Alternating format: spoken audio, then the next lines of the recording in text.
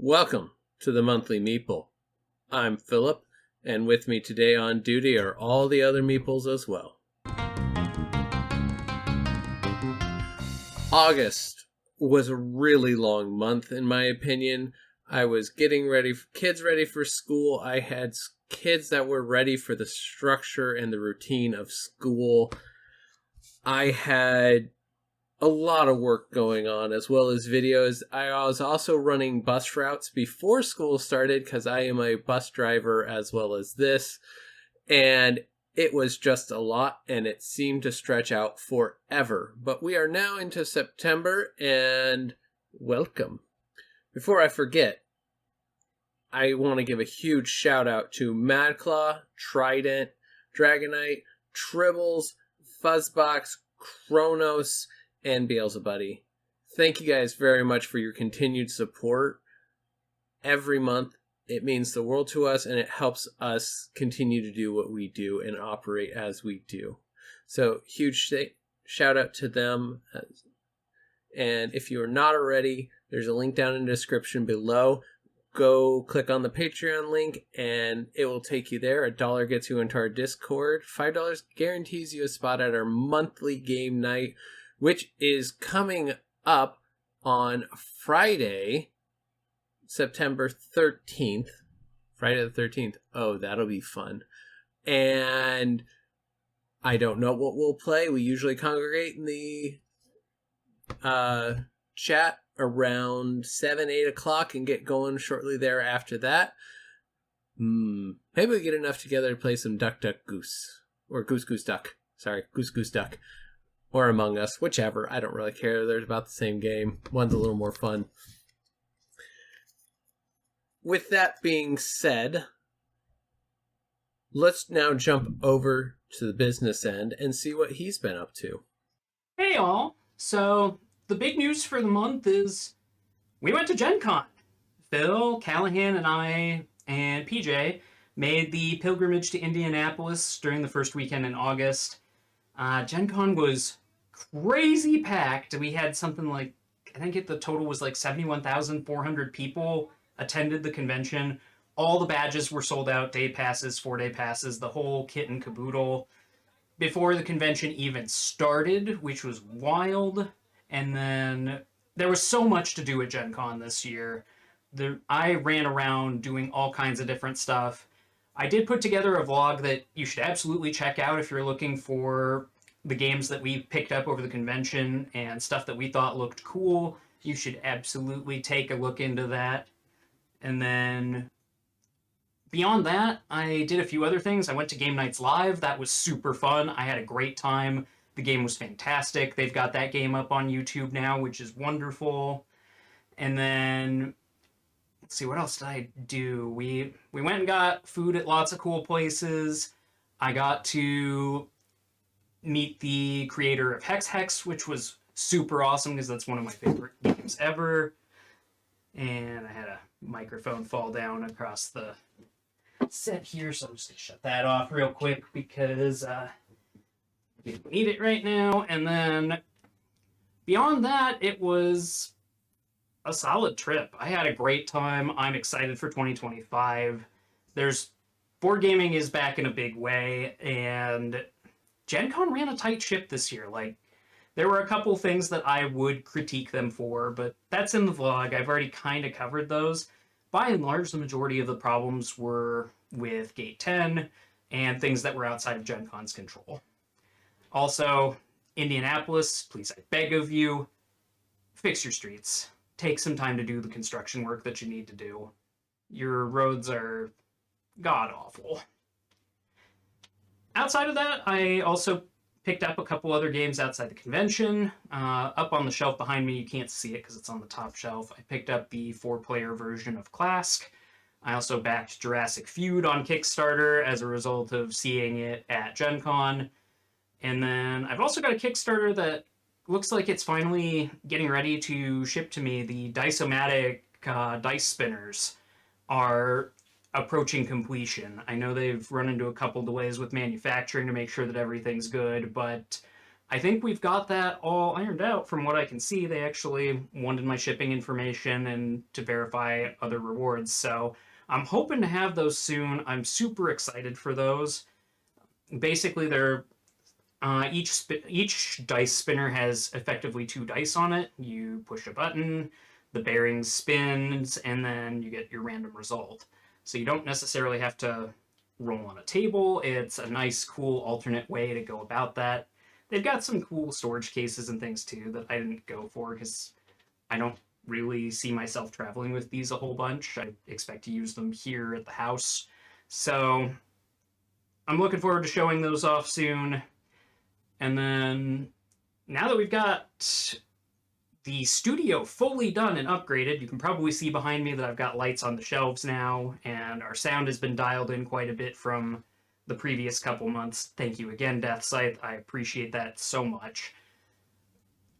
I can start focusing my attention on other things. You may have noticed that we have snazzy assorted Meeples shirts that we've been wearing on streams and periodically in videos. I am looking at options to get those made available on our website. I've got to take some time to explore the best way to get a store set up for that. But those are coming. Please keep an eye out for that in the future. Very excited to start getting those moving. And we've got a few other projects in the pipeline that I think you'll be excited to find out about once we're a little closer to ready to talk about them. But that's all I've got for this month, so I'm going to throw it back to you, Phil. Gen Con was a month ago now already. It seems like yesterday, as well as a lifetime ago, that it was Gen Con. The studio is looking fabulous, by the way. I love it. You've put a ton of work, and it shows.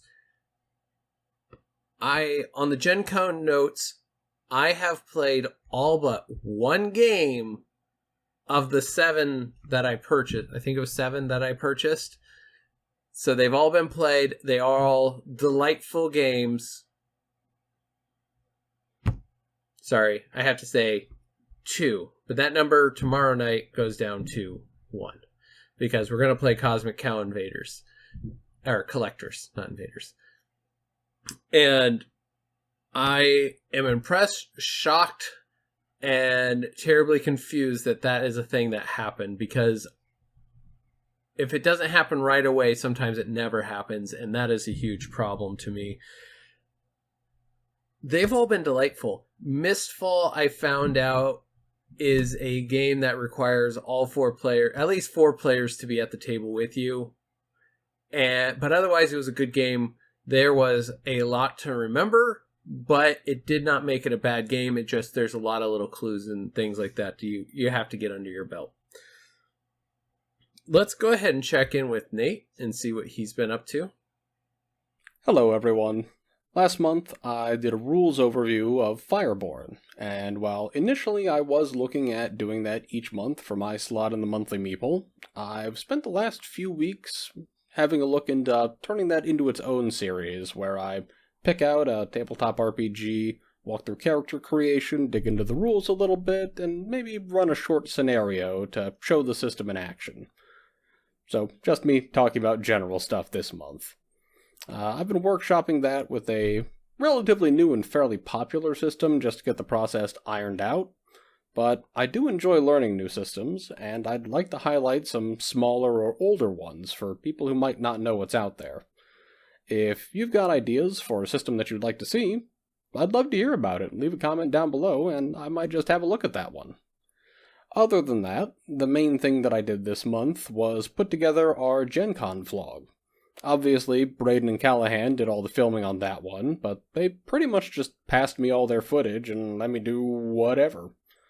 Phil walked me through the basics of video editing, and Braden gave me some input on what he was wanting to see out of it, but the rest was just exploring how to turn raw footage into a finished project. It was a great experience for me, and at this point I actually feel reasonably qualified to edit our videos. So now I just have to bully everybody other than Phil into making some. Good job, Phil. Or I can just do it myself, which, as previously stated, I am in fact planning on doing. And that's all I've really been up to. Those 2 projects have pretty much filled all of my time. There are other things that I need to work on, but those are big enough that I've pretty much just focused in on just them. And I somewhat doubt you want an in-depth overview of what I learned about video editing. You know what I can do? I can step on Phil's toes, just a little bit, and talk about a Kickstarter. Brandon Sanderson writes a lot of books, and I like those books. And you know what he did? He and his team made a TTRPG for his setting, the Cosmere, and they put it up on Kickstarter. And then it met its pledge goal almost 60 times over. Late backers, incidentally, are still being accepted until September 6th. Admittedly, when I heard about this, I was kind of lukewarm. There are a lot of medieval-ish D20 systems, and I was dubious about it being particularly different, even if I do enjoy the worlds. But I had a look around, and I found an explanation of the system, and it sounds interesting. It's D20 based, and while it is very much a new system, it's just similar enough to D&D that I think Dungeons & Dragons players should be able to pick it up pretty quickly. Some notable things about it are that rather than an attribute and a bonus system, you just have the attribute. Armor doesn't actually make you harder to hit, it soaks damage, while your attributes are what actually affect taking the hit. Health doesn't seem to balloon to the hundreds, probably staying in the low tens. And rather than classes, you have paths, which seem more flexible. It even seems to encourage swapping between various paths, and their various specialties, which could be vaguely compared to subclasses, because choosing one doesn't lock you out of other choices. And their magic system appears to be well fleshed out and reasonably accessible to everybody. I am working off secondhand knowledge here, so any or all of that may be inaccurate, but it is all very appealing to me. I'm usually not a huge fan of D20 systems. I like them well enough, I'll play them, I'll have a good time. It's not like there's anything necessarily wrong with them. I just don't jive with them the way that I do with some other systems. But this does a lot of stuff that I like. I'm going to be giving it a look, and if you're interested, like I said, late backing is open till September 6th, with actual delivery slated for sometime in 2025. But that's all I've got for today. Back to you, Phil. Thank you, Nate. I really enjoy the Cosmere novels that Brandon Sanderson is writing. They are absolutely fantastic. The system itself for the Cosmere sounded like a fun time and different enough that it would be easy to learn, like you said, for a standard D&D player, but also different enough that it is kind of its own system, which is very nice. And I do know Brotherwise puts out really, really solid products in every game that they put out. I am looking forward to your series on RPGs and all that, all the different systems. I'm currently looking at a small solo RPG because I live out in the sticks, and finding enough guys to play with me in a full campaign is a bit hard, and I can't guarantee that I have time to play or focus. Focus for me is the biggest one, to play over Discord or Skype or anything like that. And Heather and I haven't made it to trying RPGs yet as a duet, but we actually just started getting back into the habit of playing board games on Board Game Arena while she's at work on her break, because she gets 2 half-an-hour breaks, so we get to play quite a bit of game time in there. We've had some great games of King of Tokyo. She beat me in a game of Splendor the other day, and I was a little salty about it because I thought I had one more turn and I didn't, and it hurt my feelings. But she beat me, and I enjoy the fact that she has improved so much in her gameplays, from gameplay to gameplay. I love a really good challenge against my wife. Let's head over and see what Shane is up to in his corrupt little corner. Oh, right. I have a report here. Shane got in a knife fight with Death once again and continues his streak of living, but unfortunately, that took up all his time this month because Death fights dirty like that. Death is a bastard. I'm glad you're not dead, Shane. I'm saddened that you had 0 extra time to play the games that you love. One of these times we're going to have to get a very good video, a tier list from you of cozy games, because I'm actually very curious how you would place them all down. In that case, let's actually head on over and see what Callahan has been up to. Thank you, Phil. The last month in gaming for me. Since Gen Con, I haven't actually done a lot of gaming. I have been reading Tales of the Valiant, which I picked up from Kobold Press from Gen Con.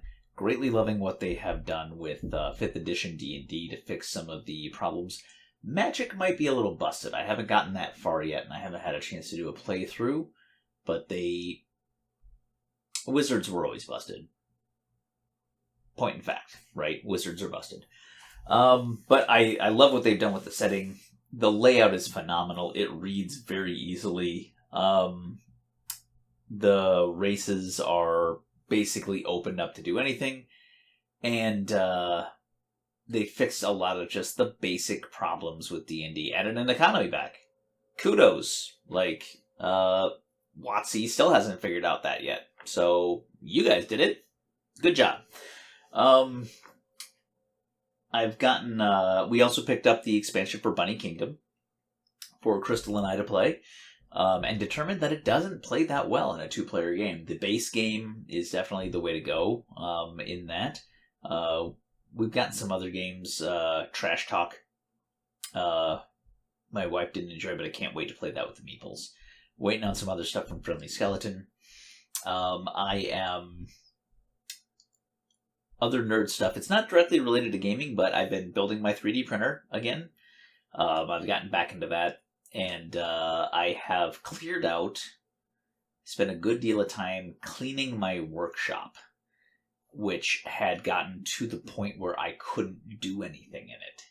I have plans and hopes and dreams to start building gaming-related things in my woodshop, which you can't do if everything is buried in crap and there's sawdust all over the floors and you can't get to your tools or find what you need when you need it. So, but that takes time, right? So I gave everything a good cleaning, and now I'm down to reorganization of the workshop. And then I'm going to do a few things to improve my workflow, which I think is going to make it to video. I think you guys will get to see kind of what I'm dealing with now and where I'm going to in the future, which should be fun. And I can't wait to share that with you. Like, you'll get to come along with me as I make my workshop more functional. So enjoy that piece. But other than that, I've got nothing else. It's been a slow month for me gaming wise, which is nice actually, to take a step back and just appreciate everything that you've got there. Every month doesn't have to be hopping for gaming.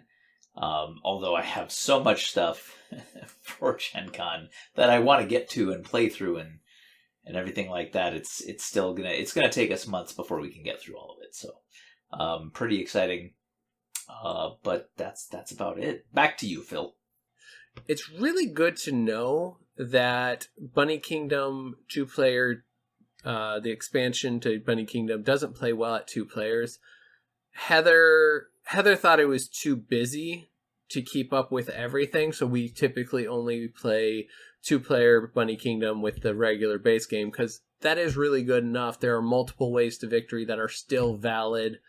Wonder if you could throw in the one of the district mechanic to still make it really interesting.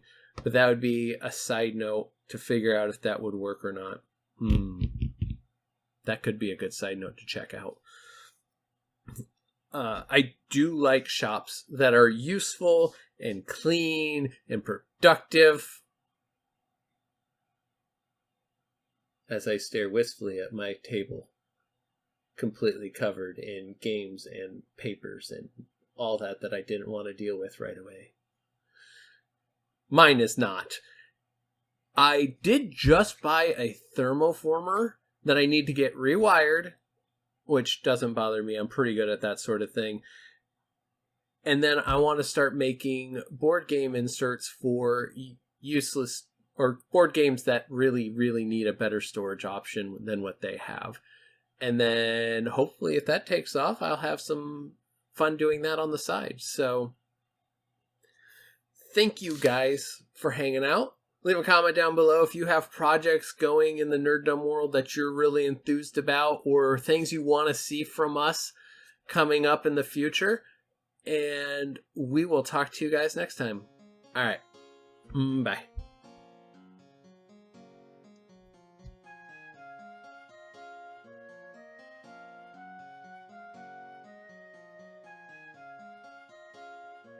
Really should have done that Shane bit in the Peter Jennings, Gerald Ford is dead today, Saturday Night Live skit style.